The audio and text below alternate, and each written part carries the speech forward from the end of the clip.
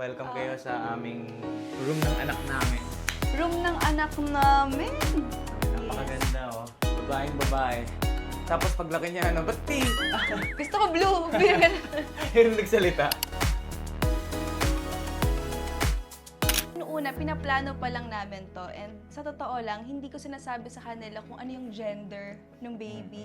Ang hirap kung nga ng girl ano o na boy. yan, Tapos diba? nagulat ako, nag-send sila ng peg girl. Sabi ko, paano nila nalaman na girl? Natuwa na lang ako kasi nga sobrang ganda ng room. Kumbaga ito yung dream room ko nung kabataan ko sana, kung pwede lang. Kami ng Team Hirayang nag-asikaso talaga na magiging look ni baby. Pero mas more on sila.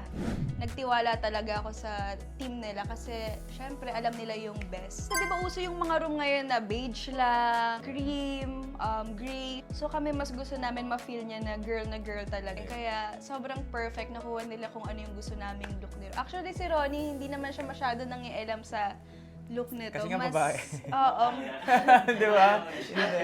Isa lang. Isa lang. Ito lang talaga sabi ko, be, baka pwede, ano, sama kaya natin yung mga kapatid niya. Kasi marami kaming alagang kaming mga dogs, cats. Working with Hiraya, sobrang wala kami naging problema ni Ron. Ni-check lang namin talaga yung nangyayari. Sobrang tutok din nila eh. Araw-araw parang dito na sila tumira. Charis, ang bilis lang. Parang naging family namin sila sa paggagawa to ng room ni Nili. Thank you so much, Hiraya. Maraming salamat.